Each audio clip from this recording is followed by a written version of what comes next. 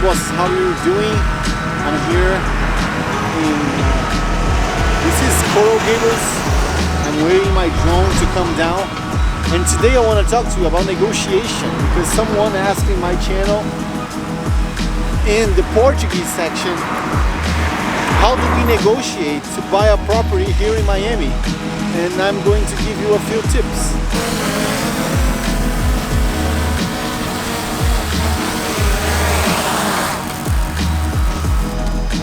I came here for an open house that was supposed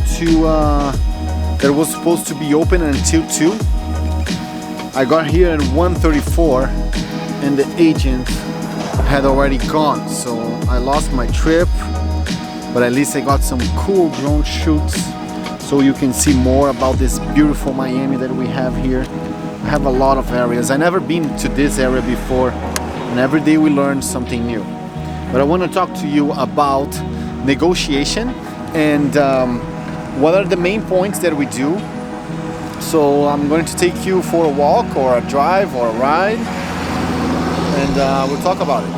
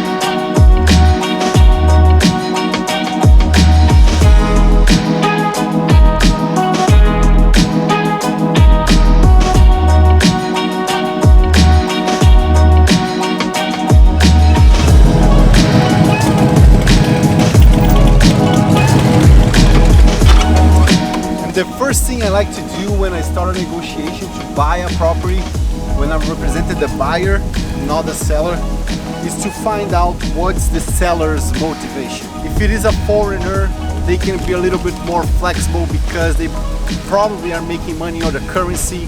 If they have mortgage, maybe they are more motivated because they just want to pay that debt. Maybe they are trying to sell to buy another property, so that can be a little bit rough because they need a certain amount of money to put there. The same thing happens when there's a family dispute of somehow, like they are a couple that is married, or they are sons that receive that as inheritance, so they have less motivation to reduce the price, or the negotiation is not only with one person but two. That's going to be a little bit tough, so you need to be stronger on your offer. But definitely knowing the seller's motivation is the first thing we try to look at when we are buying something here in Miami. And this, for you that don't know, is Key Biscayne.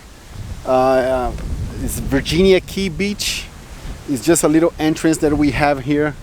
And lately I've been watching a lot of sailing videos, and I really want to buy a sailboat just to just sail away. And just being here and hearing nothing, just the sound of the water, and they have those nice tiki huts here all over the beach, makes me do it even more. Look, there's someone there. I don't know if you can see it there. It's not a sailboat, but it's a windsurf, and this is some peace of mind that I want to have at some point. Buying a sailboat and sail all the way through to Croatia. That would be a nice thing to do. And now, since I'm here, I'm going to take my bike right here and take some pictures with this amazing background.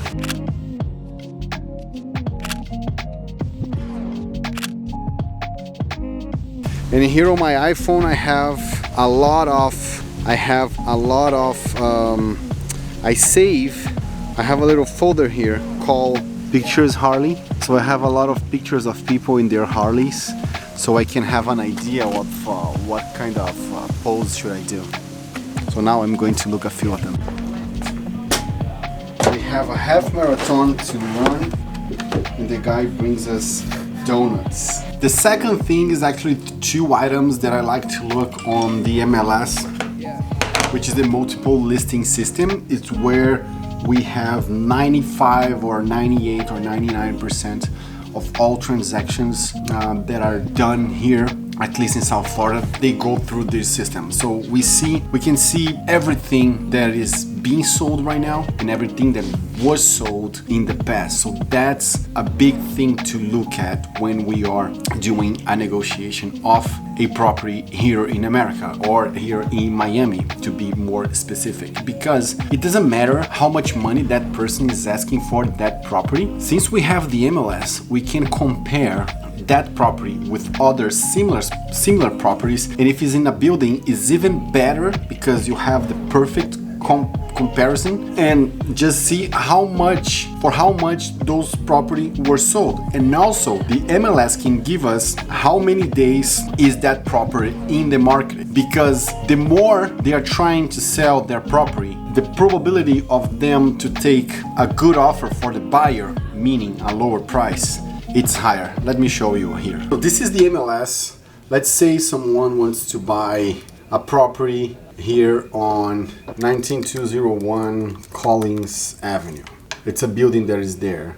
Number one, we can see how many properties there are for sale. 64, and they want to sell a property, or they want to buy a property that is a studio. So there's 0 bedrooms, 0 half bath, 1 half bathroom, and 0 half bathroom, 1 full bathroom and 0 half bathroom. So we can see here all the properties that are listed with the same configuration. So we have 53 properties with the same configuration. So now what we do, we can see that the properties goes from $209,000 being the most expensive to $89,000 being the least expensive. Of course, it's going to change based on the square footage, the amount of parking spaces that they have, the view, of course.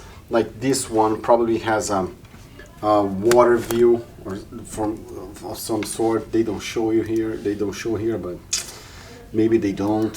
Sometimes they do have, like this one, they have a balcony facing the ocean. So that's one kind of property. The properties that are maybe different, with a different view, like this one here. Let me see, this one here.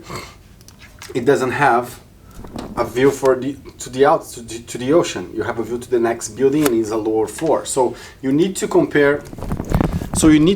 Apples with apples and see for how much they are being sold and they were sold, which I'm going to do this right now. I just go here and go closed sale in the last 6 months. In the last 6 months, there were 14 units sold with the same characteristics. So the units were sold, probably those ones on waterfront, they're a little bit bigger for 169, but the ones that are sideways on the building don't have a waterfront. They were sold between $79,000 and $99,000. So that's the information that we are going to use to negotiate. Because if someone is selling a property there for $100,000 or $90,000, I'm going to make an offer based on the lowest unit that was there. And that lowest unit that was sold at $79,000 was sold after 121 days in the market, 4 months. Not that much, but it's still, the other ones were sold in 17, 57, 94, 80 days. So the more time they are in the market, it's better for you to negotiate, and always use as a criteria for your offer the units that were sold, not the units that are being sold at this moment. If there are none, sometimes that happens, you don't have comps, you just need to expand your search and see what would they get in the same area with the same configuration, maybe in another building, but use that as a reference. Now we are going to ask the boss. The boss is preparing our stuff for the half marathon. What is her intake on what is needed to do a good negotiation here. So I'm doing a video about, so first of all, what we are doing here. This is our uniform. Showing the most important part. The time is now. And the person who asked the question asked me, when is good to make money in Miami? I said the time is now. The time is now. That's the most important part. So I'm doing a video about things that are important in a negotiation here. Already talk about knowing the seller's motivation, comps, the number of days that the property is in the market. What else could you talk about? Well, one of the most important parts is, and when you're ready to submit an offer, is the showing the proof of funds, the showing that you have the good faith to make a purchase. Because some people, I mean, even though it is not necessary and considered to the offer to be valid, but it's what really shows from the sellers that you have the good faith and you have the interest, a real interest to buy this property. So if you're willing and you have the opportunity to make sure you make a noticeable deposit, because that's what shows you have nothing to lose and you're really interested in the property. And especially now in times that it goes to an escrow account and you're secured.